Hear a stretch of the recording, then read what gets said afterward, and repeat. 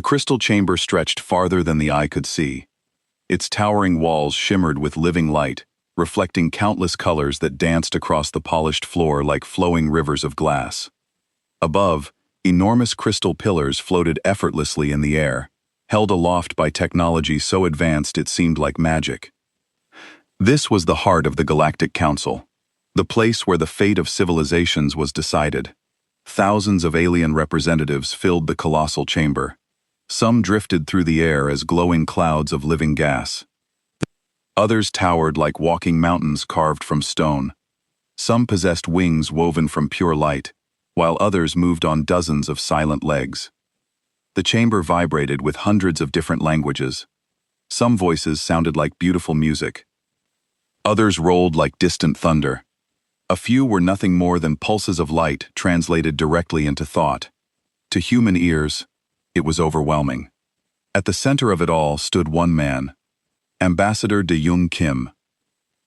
His dark diplomatic suit was simple and unremarkable, almost invisible beside the dazzling colors and exotic forms surrounding him. He carried no weapons.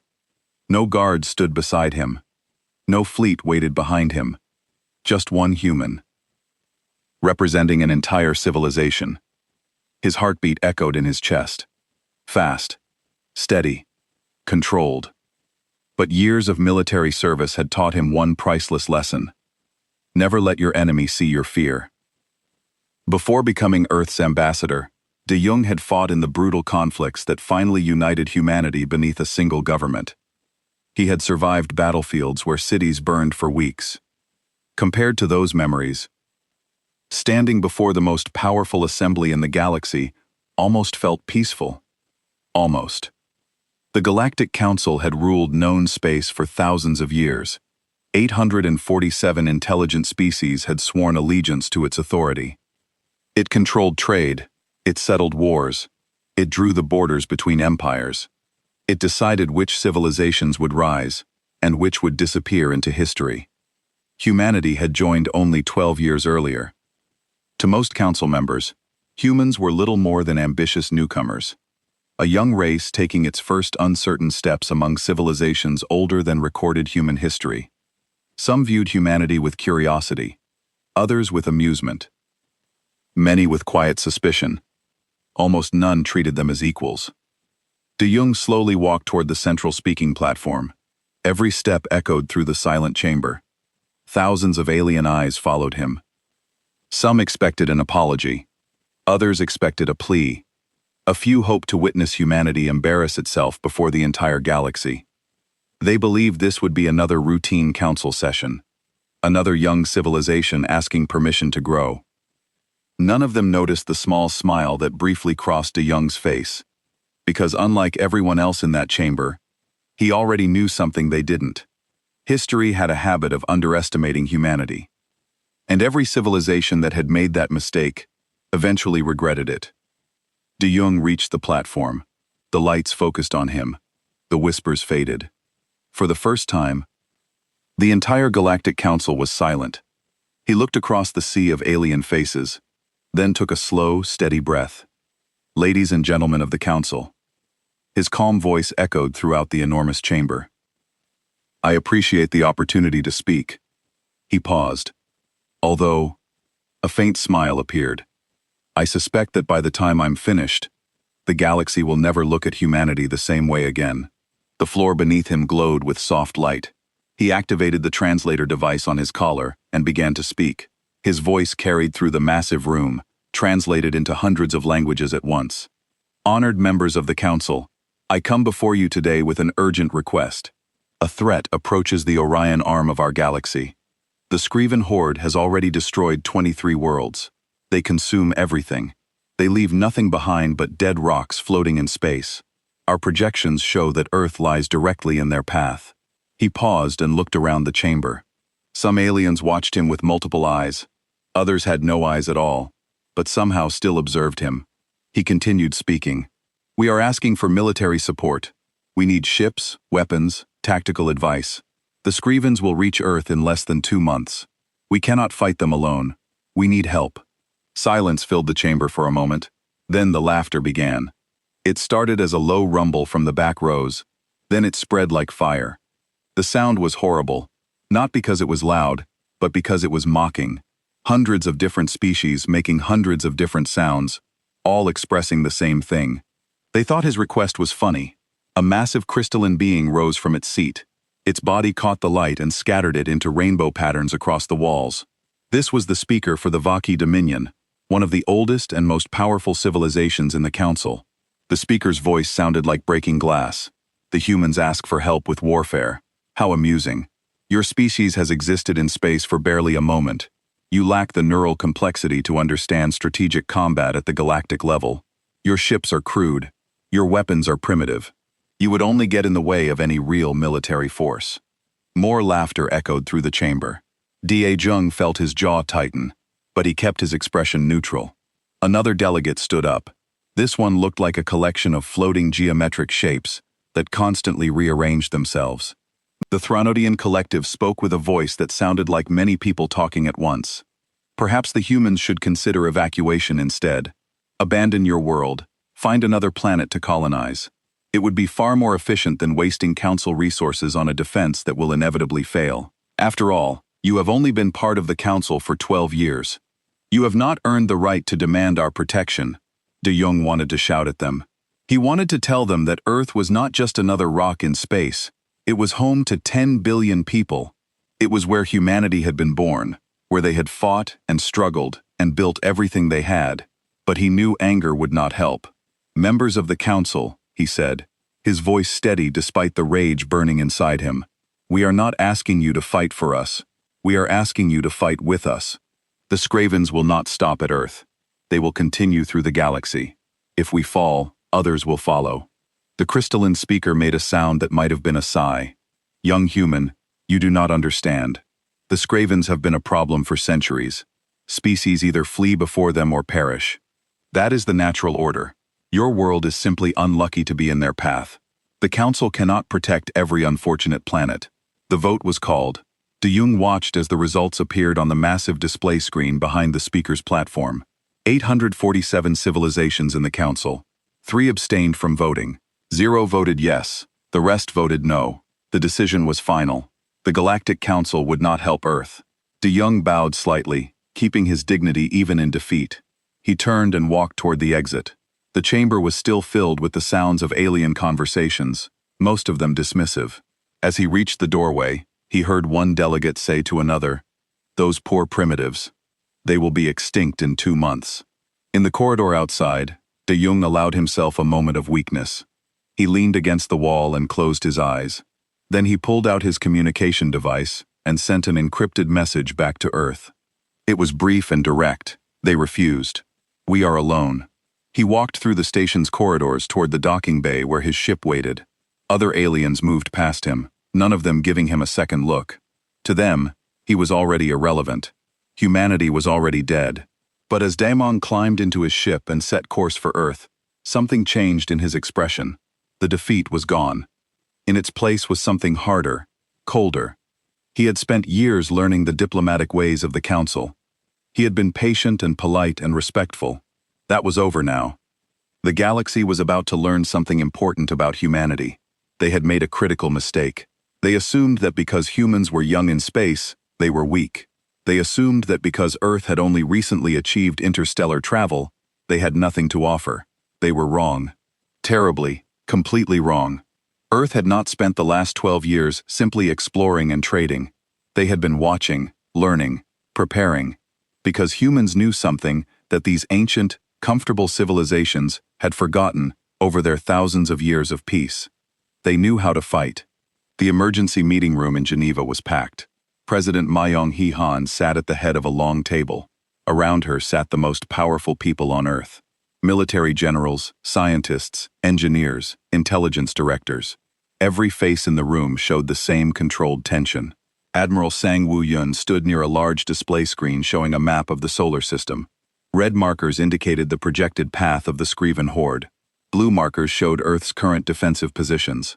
There were far more red markers than blue ones. "The Council refused us," President Han said.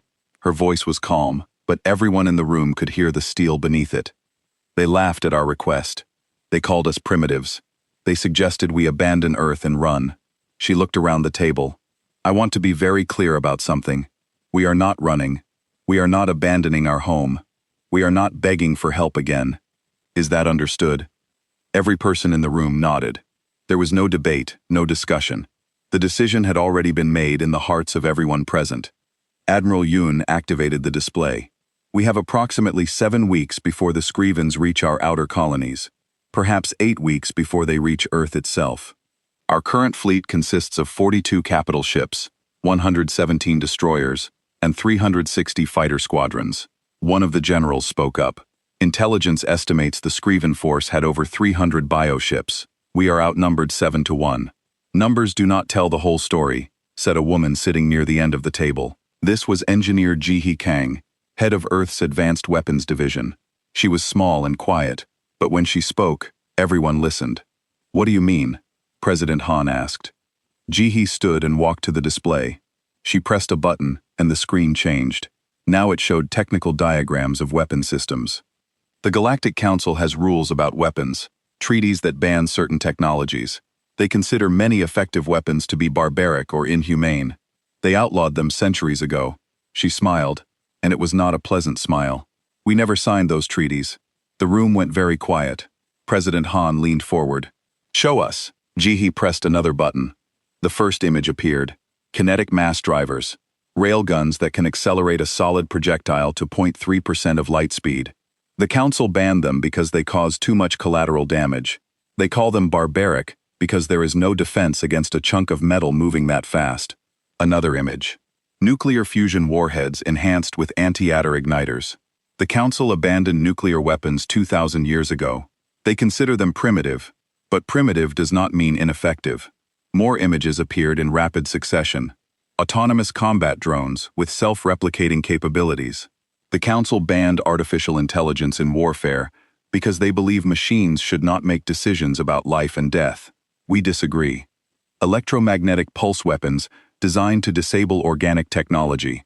Plasma cutters that can slice through viral agents specifically engineered to attack Scriven's cellular structure. Ji-hee looked around the room.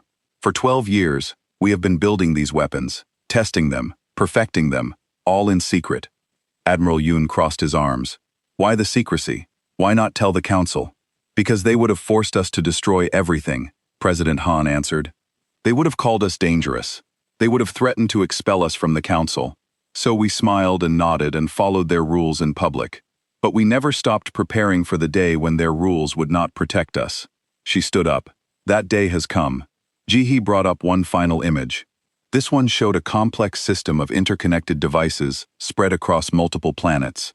And then there is the Eclipse Protocol. What is that? Someone asked. Ji-hee hesitated. It is difficult to explain.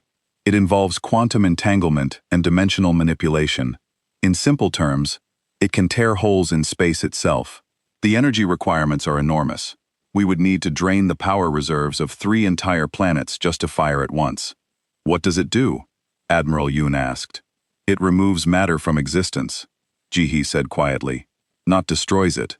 Removes it. The target simply stops being part of our reality. The room went silent again. This was not just a weapon.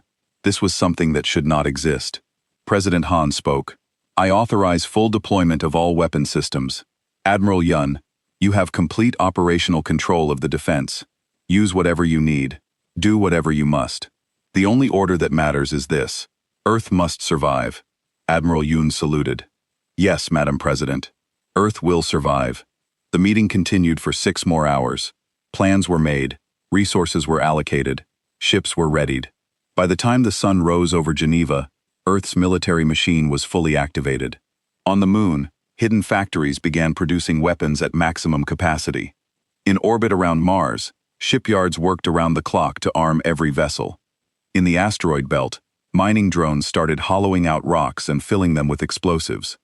Captain Hung-Woo Park received his orders aboard the UFS Indomitable. His ship was humanity's pride, the largest and most advanced warship ever built. It bristled with weapons that no other species knew humans possessed. When he read the orders, he smiled. He opened a channel to his crew. All hands, this is the captain. You have all heard about the Council's decision. They will not help us. They think we are too weak to matter. They think we will die without their protection. He paused. They are about to learn how wrong they are. We are going to meet the Scrivens at Kepler 442. We are going to show them what humans do when someone threatens our home. Prepare for combat. This is not an exercise. This is war. The crew responded with a roar that echoed through the ship's corridors. These were men and women who had trained their entire lives for this moment. They were not afraid. They were ready. Dr. Bo Shin packed her research equipment in her laboratory on Earth. She was a scientist, not a soldier, but she had volunteered to go with the fleet. Someone needed to study the Scrivens up close. Someone needed to find their weaknesses. She was the best person for the job. As she worked, she thought about the alien delegates who had laughed at Ambassador Kim. They thought humans were simple and primitive. They had no idea what humanity was truly capable of. They were about to find out. The galaxy had abandoned Earth. The galaxy had mocked their plea for help. The galaxy had made a terrible mistake. Because humans did not need saving. They never had. What they needed was a target. The planet Kepler 442b hung in space like a blue-green jewel. 12 million humans called it home. The colony had been established only 8 years ago, but it had grown quickly. Cities dotted the landscape. Farms stretched across fertile valleys. Children played in parks under a sky that was almost, but not quite the same color as Earth's. Now, evacuation ships filled the sky. 7 million people had already been transported to safety, but there was not enough time to save everyone. 5 million remained on the surface when the alarms began to sound. Lieutenant Taeyang Choi sat in the cockpit of his fighter. His squadron was hidden in the asteroid belt surrounding the planet. They had been waiting in silence for 3 hours. Their ships powered down to minimal levels to avoid detection. His muscles ached from sitting still, but he did not move. Not yet. Contact. The communication officer's voice crackled through his helmet. Multiple signatures emerging from hyperspace. Count as 15. Confirm 15 Scriven biohips. Taeyang watched his display screen. The Scriven vessels appeared as red dots on the edge of the system. They were massive things, each one the size of a small city. They did not look like ships. They looked like living creatures. All chiton and muscle and pulsing organs visible through translucent skin. On the bridge of the U.S. Indomitable, Captain Hunwoo Park stood with his hands behind his back. Dr. Barashan stood beside him, her eyes fixed on the main display.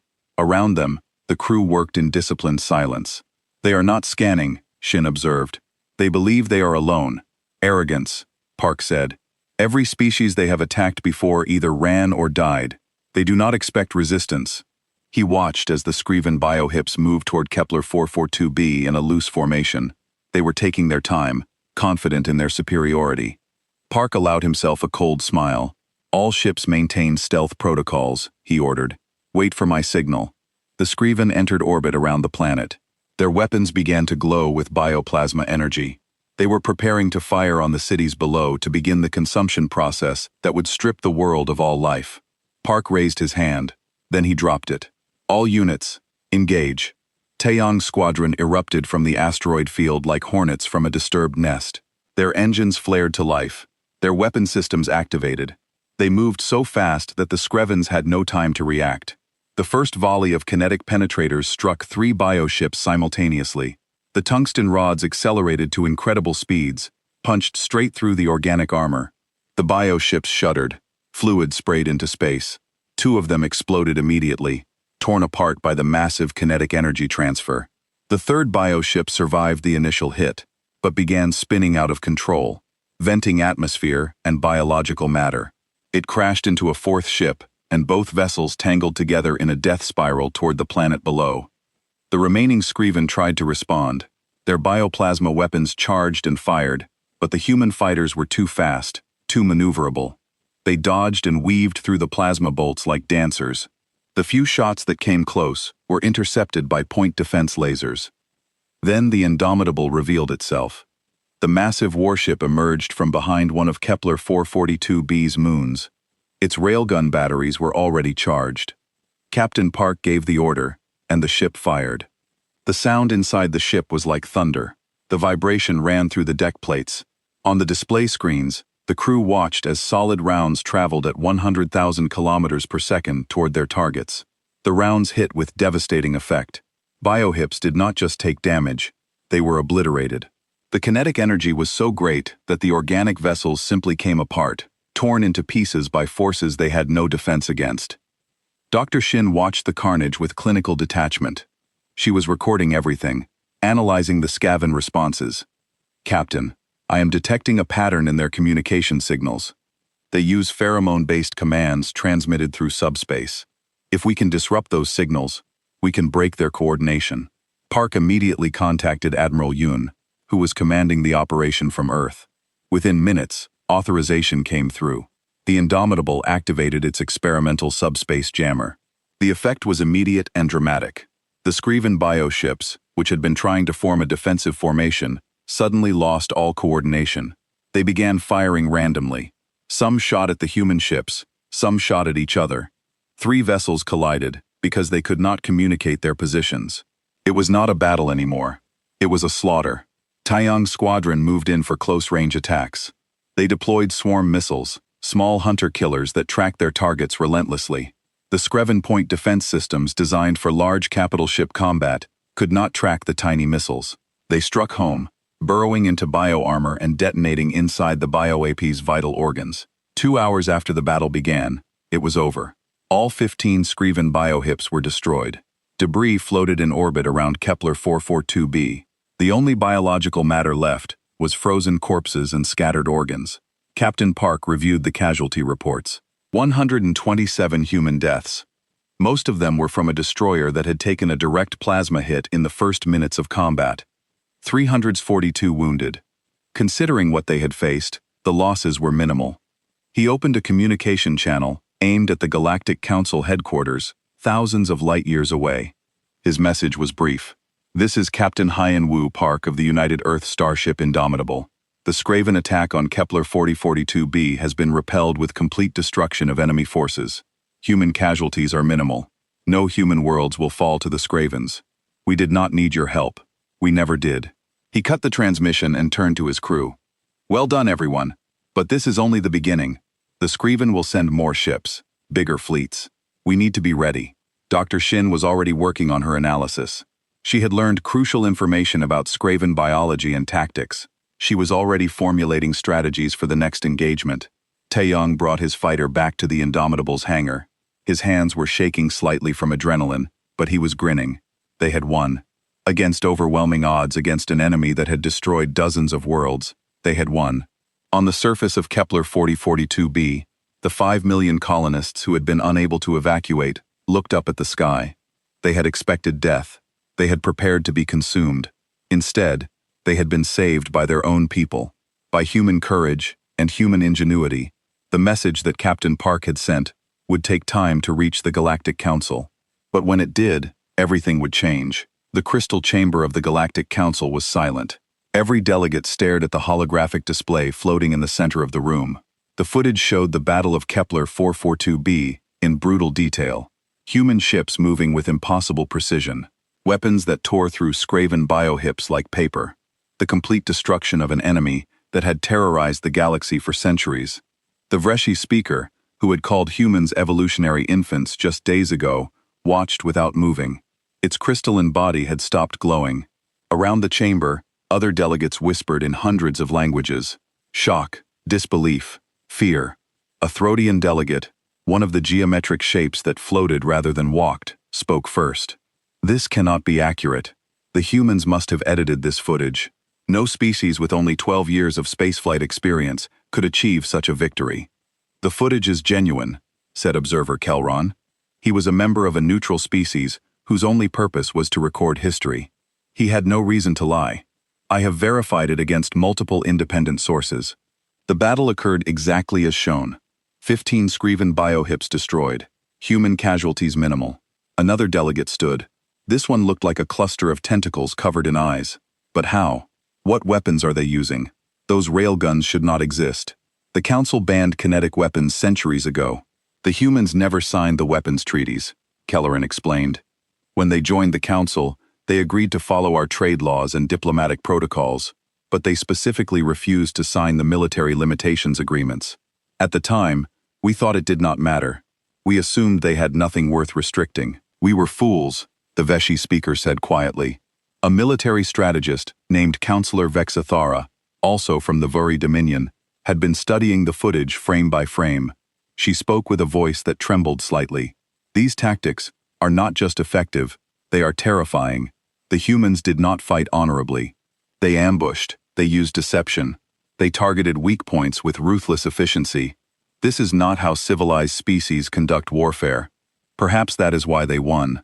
Kellen suggested. We have forgotten what real war looks like. We have spent thousands of years fighting according to rules and honor codes. The humans have no such restrictions. They fight to survive. They fight to win. The chamber erupted in discussion. Some delegates argued that the humans were dangerous and should be contained. Others suggested forming an alliance immediately. A few proposed inviting human military advisors to train council forces. No one was laughing anymore. Then the intelligence officer delivered worse news. We have detected movement in Skriven-controlled space. They are assembling a much larger fleet. Our projections indicate at least 300 bioships. They are heading directly toward Earth's solar system. The room went silent again. 300 biohips, 20 times the force that had attacked Kepler 442b. Even with their impressive weapons, could the humans survive such an assault? The Vakrishi speaker made a decision. Contact Ambassador Kim. Offer him our full military support.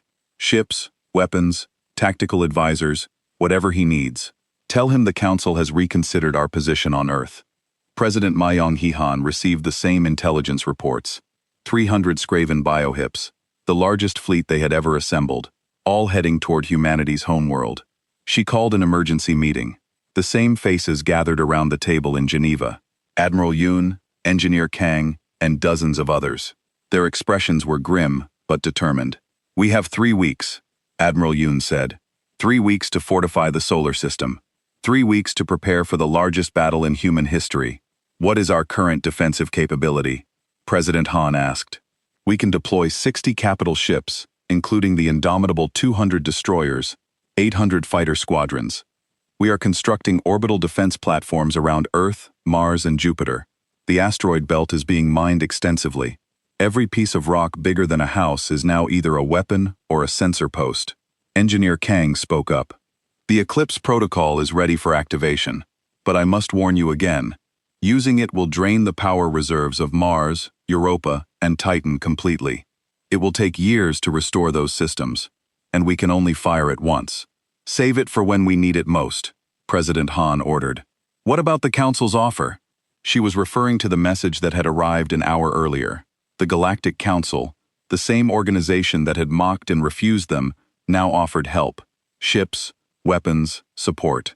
Ambassador Dae-jung Kim, who had returned to Earth after the Council's rejection, sat at the far end of the table. They are afraid, he said. They saw what we did at Kepler 442b. They realized they underestimated us. Now they want to be on our good side. Do we accept their help? Someone asked. President Han considered for a long moment. No. Send them a message. Tell them we appreciate the offer, but we will handle this ourselves. Tell them that when this is over, we will remember who stood with us when it mattered, and we will remember who only helped when they were afraid. Ambassador Kim smiled. It was a cold smile but satisfied. Yes, Madam President. I will deliver that message personally. Across human space, preparations accelerated. Factories on the moon worked 24 hours a day producing ammunition. Shipyards around Mars completed vessels in record time. Civilian volunteers trained as emergency responders. Everyone knew what was coming. Everyone knew the stakes. Captain Park drilled his crew relentlessly. They practiced emergency maneuvers. They ran combat simulations. They pushed themselves to exhaustion, then pushed harder. The Indomitable would lead the defense. It had to be perfect. Dr. Shin worked with teams of scientists to analyze every piece of data from the Kepler 442b battle. She identified 17 different weaknesses in Skriven biohips. Some were small, some were critical. All of them would be exploited. Lieutenant Taeyang Choi trained the new fighter pilots. Many of them were young, fresh from the academy. He taught them everything he knew: how to fly fast, how to shoot straight, how to stay alive when everything around you was trying to kill you. The Skravens are strong, he told them during one training session. They are big and powerful, and they have destroyed world after world. But they have one critical weakness. They have never faced an enemy that refused to give up. They have never fought humans. The young pilots cheered. They believed in him. They believed in themselves. They believed in humanity. As the days counted down, the solar system transformed into a fortress. Every asteroid was a potential weapon. Every moon hosted defense batteries. Every ship was armed to the maximum capacity. Earth orbit bristled with thousands of defensive satellites. And in the depths of space, moving through hyperspace at incredible speeds, the Skriven horde approached. 300 bioships, all hungry, all confident, all expecting easy prey. They were about to be disappointed. Back on the council station, Ambassador Kim delivered President Han's message to the assembled delegates. His words were polite but firm. Humanity would fight alone. Humanity would win alone. And when it was over, the galaxy would understand what humans truly were. The Vakshi speaker tried to argue to insist that the council wanted to help, but Kim simply bowed and left the chamber. There was nothing more to say. Observer Kalen watched him go. He was already writing his historical account of these events. Future generations would need to know what happened here. How humanity faced impossible odds. How they refused to back down. How they chose to stand and fight even when the galaxy abandoned them. The countdown continued. 2 weeks, 1 week, 3 days. The Skriven fleet drew closer. Human defenders took their positions. Weapons were charged. Prayers were said. Goodbyes were spoken. And then, on a cold morning in late autumn on Earth, the alarms began to sound. The Skriven had arrived at the edge of the solar system. The siege was about to begin. They came like a plague. 300 Skriven bioships emerged from hyperspace at the edge of the solar system, their organic hulls pulsing with sickly light. Each vessel was enormous, dwarfing even the largest human capital ships. The flagship was the size of Earth's moon, a living mountain of chitin and muscle that pulsed with bioelectrical energy. The Skravens had expected fear. They had expected planets empty of defenders, civilizations fleeing in terror. What they found instead was a trap. Admiral Sang Woo-yun watched from the command center deep beneath Geneva. Multiple screens showed him every angle of the solar system. The Skriven fleet was advancing toward the inner planets in a tight formation. They had learned nothing from Kepler 442b. They still believed themselves invincible. "Let them enter the Kuiper belt," Yoon ordered. "Do not activate defenses until my command." The Skriven fleet moved deeper into the solar system. They passed through the scattered ice and rock of the Kuiper belt without incident. Their sensors detected nothing. Their confidence grew. Then Admiral Yoon gave the order, "Activate the mines." Throughout the Kuiper belt, thousands of autonomous mines powered up. Each one had been hidden inside hollowed asteroids invisible to Skriven sensors. Each one carried a nuclear fusion warhead enhanced with antimatter igniters. The explosions lit up the darkness of space like a string of suns being born and dying in seconds. The mines detonated in a carefully choreographed sequence, creating a cascading wave of nuclear fire that swept through the Skriven formation. 40 bioships died in the first 10 seconds. Their organic armor provided no protection against temperatures that could melt steel in microseconds. They simply vaporized, leaving nothing but expanding clouds of superheated gas. The surviving Skrevens roared in rage and pain. They accelerated forward, abandoning their careful formation. They wanted revenge. They wanted to destroy whoever had dared to hurt them. Lieutenant Taeyang Choi and his fighter squadrons were waiting among the rocks and ice. They had been there for hours, their engines cold, their systems silent. Now they came alive like awakening predators. "All wings engage at will," Taeyang ordered. His voice was calm despite the adrenaline flooding his system. "Remember your training. Fast, precise, ruthless." The fighter swarms struck from every direction at once. They deployed swarm missiles, hundreds of small hunter-killers, that tracked Skriven biohips with relentless determination. The Skriven point defense systems designed for large capital ship engagements could not track targets so small and fast. The missiles burrowed into bio-armor and detonated inside vital organs. 60 more bioships died, some exploding, others simply going dark as their biological systems failed. But the Skrevens had numbers. They pressed forward, absorbing losses that would have broken any other force. They reached the outer system and began accelerating toward Jupiter. This was where Admiral Yoon had concentrated the main human fleet. Captain Hun Woo Park stood on the bridge of the Indomitable, which was positioned behind Jupiter's largest moon. Around him were 59 other capital ships and nearly 200 destroyers. Dr. Borash Shin was at her station, monitoring the Scriven biosignals. "Captain, they are grouping around the flagship. They are using it as a coordination node. If we can disable that ship, the rest will lose cohesion." "Easier said than done," Park muttered. The flagship was massive and heavily armored. It would take concentrated fire from multiple ships just to damage it. The Scriven fleet entered Jupiter's orbital space. The human fleet revealed itself. The battle began. It was chaos. Capital ships exchanged fire at ranges of hundreds of thousands of kilometers. Railgun rounds crossed with bioplasma bolts. Ships exploded. Debris fields expanded. The space around Jupiter became a graveyard. The Indomitable focused its fire on the Scriven flagship. The massive biohip seemed to absorb the punishment. Its organic armor regenerated almost as fast as it was damaged. Park realized that conventional weapons would not be enough.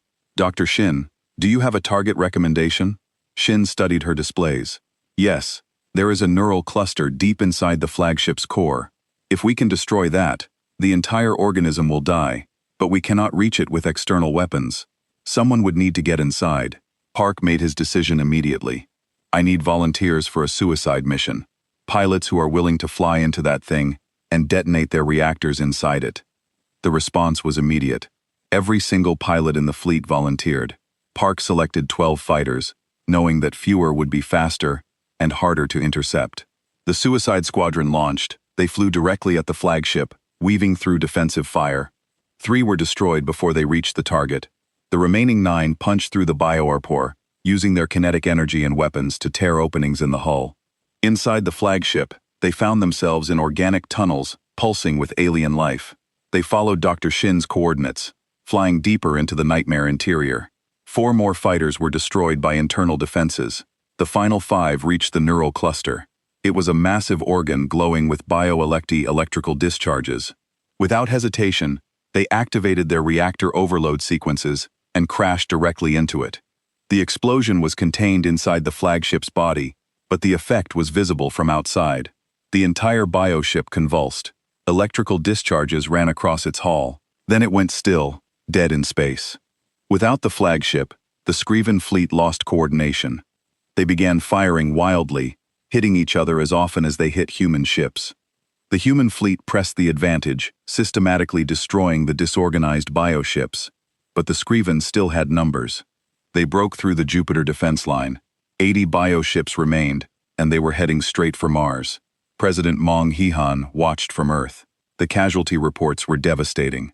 20 human capital ships destroyed, 47 destroyers gone, thousands of crew members dead. But the Scrivens were approaching Mars, and beyond Mars was Earth. She opened a direct channel to engineer Jihe Kang on Mars. "Activate the Eclipse Protocol." Kang had been waiting for this order.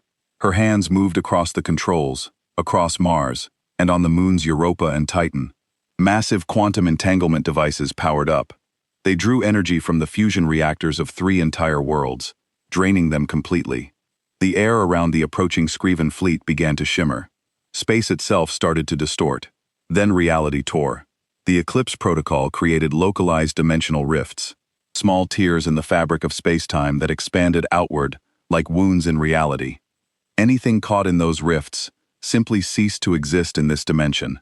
40 Scriven bioships vanished. Not destroyed, not damaged, simply gone. Their atoms scattered across parallel dimensions, where physics worked differently. The effect was so horrifying that the remaining 40 biohips broke formation completely. They turned and fled, but humanity was not finished. Admiral Yoon ordered a full pursuit.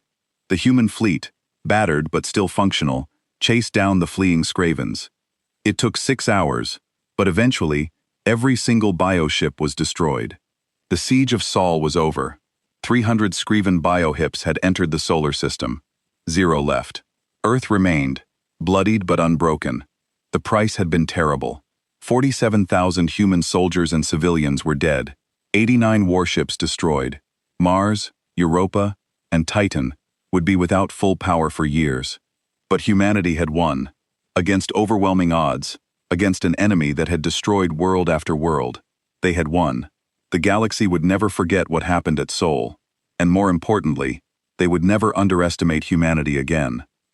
The human fleet returned to Earth orbit 3 days after the battle. The ships bore scars of combat, hulls were damaged, weapon systems needed repair, but they had returned victorious. On Earth, billions watched as the fleet passed overhead. Cities held memorial services for the 47,000 who had died. Their names were read aloud in ceremonies that lasted for days. They had given their lives defending humanity's home. They would never be forgotten. But there was also celebration.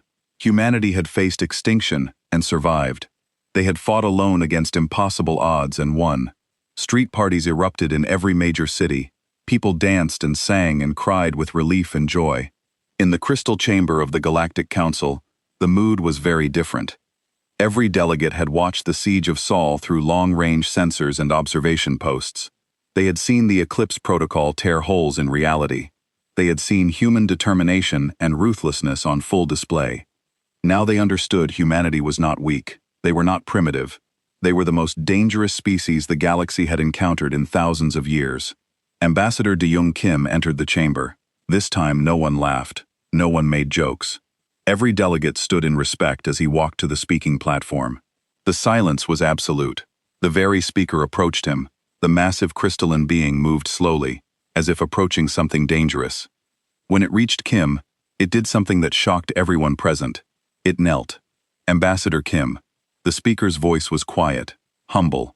On behalf of the Vaki Dominion, and myself personally, I apologize.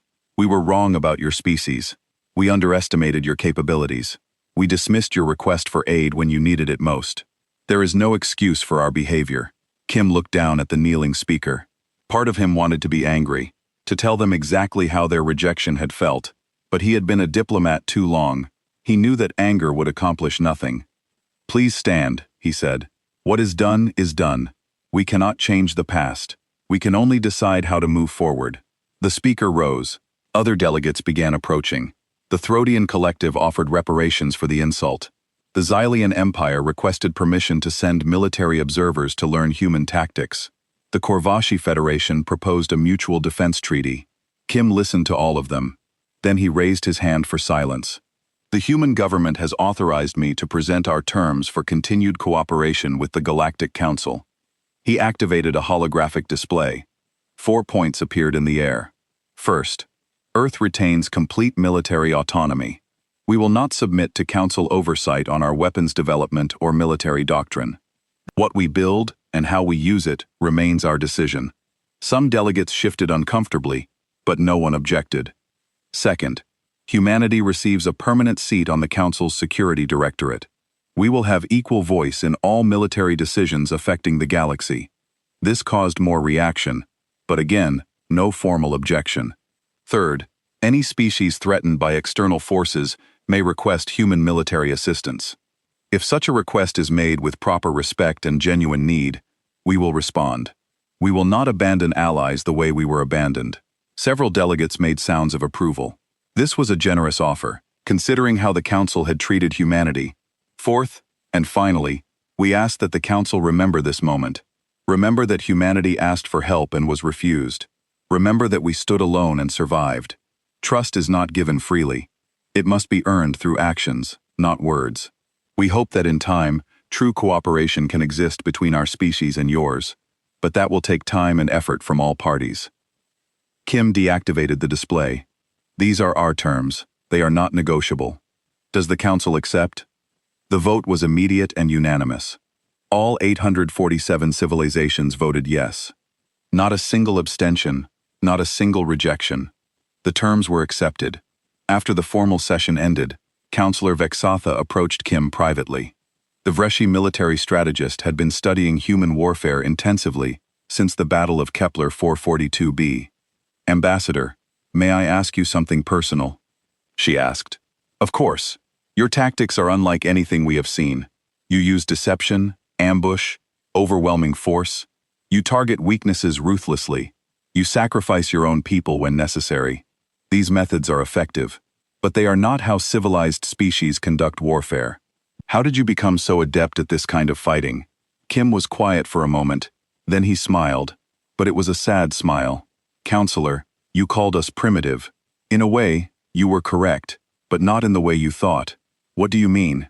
Your species have known peace for thousands of years. You have forgotten what real war is like. You fight according to rules and honor codes. You limit your weapons because they are too effective. You have evolved beyond the need for total conflict. He looked directly at her. Humanity has never had that luxury. For our entire existence we have fought. We fought for food when resources were scarce. We fought for territory when populations grew. We fought each other in wars that consumed entire continents. We nearly destroyed ourselves multiple times.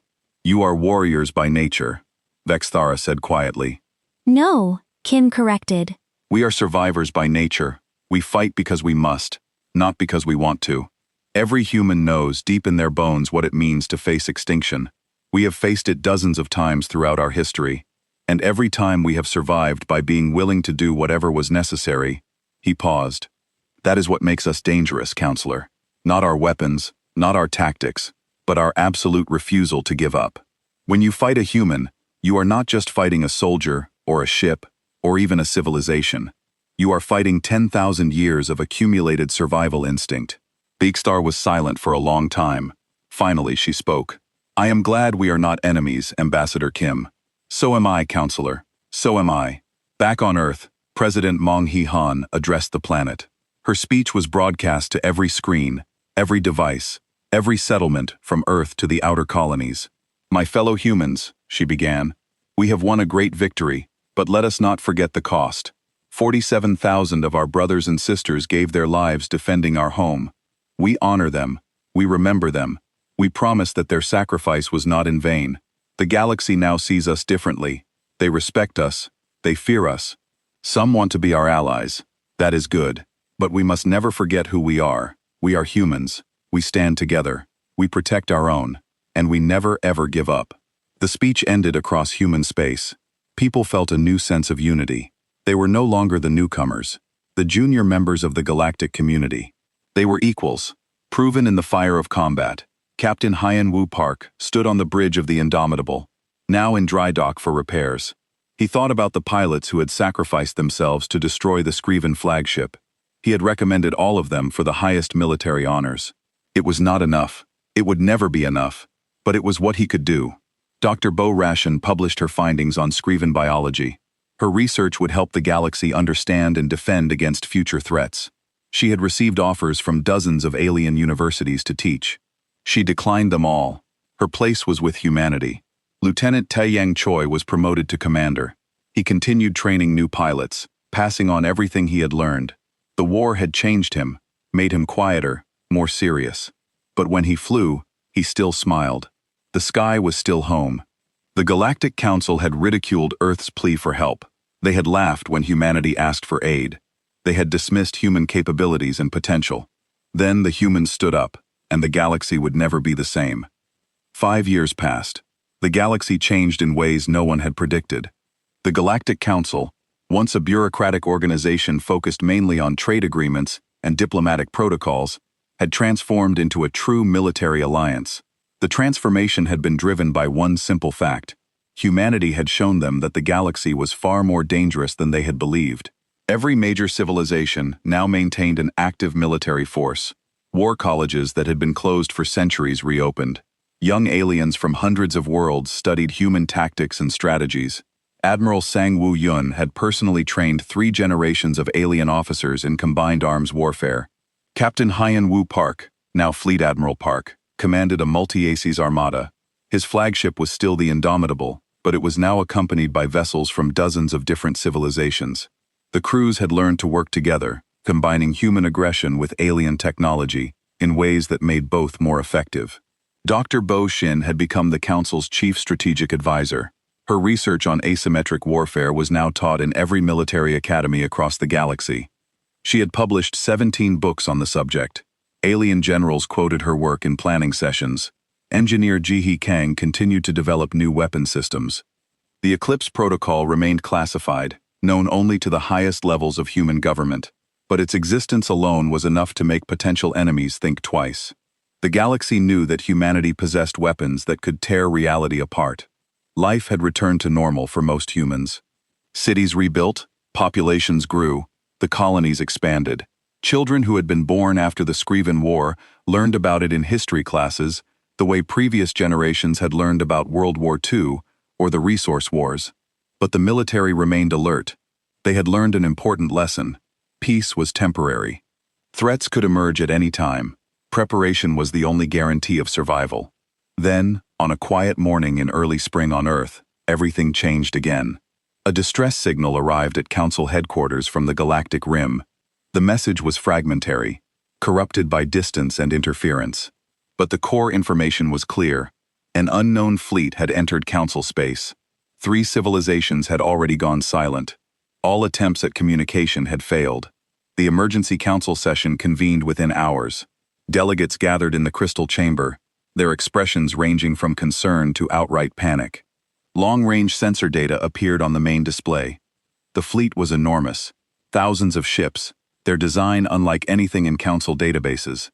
They moved with precision and purpose. Preliminary analysis suggested technology more advanced than anything the Council possessed. The Vakshi speaker called for order. We face a threat potentially greater than the Scriven horde. The invaders are systematically destroying every settlement in their path. 3 member civilizations have been wiped out in the last week alone. Panic spread through the chamber. Delegates shouted questions. Some demanded immediate military response. Others suggested negotiation. A few proposed evacuation of threatened worlds. Then Ambassador de Young Kim stood. The chamber fell silent. In 5 years, he had become the most respected voice in the Council. When he spoke, people listened. Members of the Council, Kim's voice was calm, steady. I have been in contact with Earth. President Han has authorized me to make the following statement. He activated a holographic projector. President Mayong-hai Han appeared, her image life-sized and clear. She looked older than 5 years ago, but her eyes still held the same fierce determination. Members of the Galactic Council, Han began. 5 years ago, when humanity faced the Scream threat, we came to you for help. You laughed at us. You called us primitive. You told us to abandon our home rather than waste Council resources defending it. The chamber was absolutely silent. Every delegate remembered that day. We do not forget that rejection, Han continued. We remember how it felt to be dismissed and mocked when we needed help most. But we also remember something else. We remember that the galaxy has many good people, many civilizations that have become our friends and allies in the years since then. She paused, letting her words sink in. When the Scravens came, you would not help us. We stood alone and we won. Now you face a new threat, a greater threat, and you come to us for aid. Some might say we should refuse just as you refused us. Some might say you deserve to face this danger alone. Several delegates shifted uncomfortably. They knew she was right. They had no moral ground to stand on when asking for help. But we are not like you were, Han said, and her voice became harder. We do not abandon our allies. We do not calculate the cost of assistance and decide it is too high. We do not mock those who need help, because that is not who humans are. The United Earth Defense Force is mobilizing as I speak. Fleet Admiral Park is already preparing his ships. Our best strategists are analyzing the threat. We will meet this enemy together, not because you deserve our help, but because we refuse to let innocent people die when we have the power to protect them.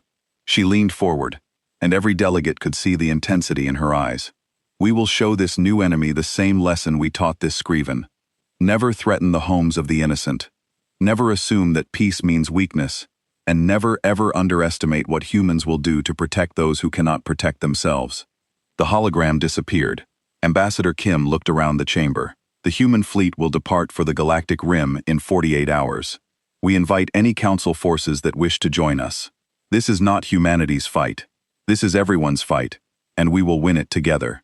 The response was overwhelming. Every single civilization volunteered ships and crew. The Vakhi sent their entire home fleet. The Threnodian collective mobilized resources they had kept in reserve for centuries. Even small civilizations that barely had space travel contributed whatever they could. On Earth, the fleet prepared to launch. Fleet Admiral Park walked through the Indomitable's corridors, checking systems, encouraging crew members. He had done this hundreds of times before, but it never got easier. Every deployment could be the last. Commander Tae Yang Choi, now one of the most decorated pilots in human history, prepared his squadron. Many of his pilots were young, born after the Scriven War. They had grown up hearing stories about the Siege of Seoul. Now they would write their own stories. Listen up, Taiyang addressed his squadron. This enemy is dangerous. They have destroyed 3 civilizations already. They are powerful and they are ruthless, but they have made one critical mistake. He paused for effect. They do not know what happens when you threaten human allies. They are about to find out. The squadron cheered. They were ready. Dr. Shin packed her equipment for the journey. She would be going with the fleet again, just like 5 years ago. She was older now, and perhaps a little wiser, but her dedication to understanding and defeating threats had not diminished. Observer Kalen, the neutral historian, prepared his recording equipment. This would be another crucial moment in galactic history. The second time humanity rode to war, but the first time they did so, not for themselves, but for others. He had been writing his historical chronicle for 5 years. The chapter on the Scriven War was complete. Now he would begin a new chapter. He already knew what he would call it: the day humanity became guardians. As the combined fleet prepared to depart Earth orbit, something remarkable happened. Across the galaxy, on thousands of worlds, people gathered to watch. Alien children looked up at the sky, knowing that help was coming. Parents told their children about the humans who had refused to abandon them. The human fleet launched. Thousands of ships from hundreds of species, all following the indomitable into the unknown. They carried the hopes of an entire galaxy. The weight of that responsibility was enormous, but humanity bore it willingly. Fleet Admiral Park stood on his bridge and opened a fleet-wide channel. All ships, this is Park. We go now to face an enemy we do not yet understand. They are powerful. They are dangerous. They have already caused tremendous suffering. But we are not afraid. We have faced extinction before and survived. We have stood alone against impossible odds and won. Today we do not stand alone. We stand with allies. We stand with friends. We stand for everyone who cannot stand for themselves. The enemy expects fear. They expect surrender. They expect the galaxy to break before their might. They are wrong. They do not understand what they face.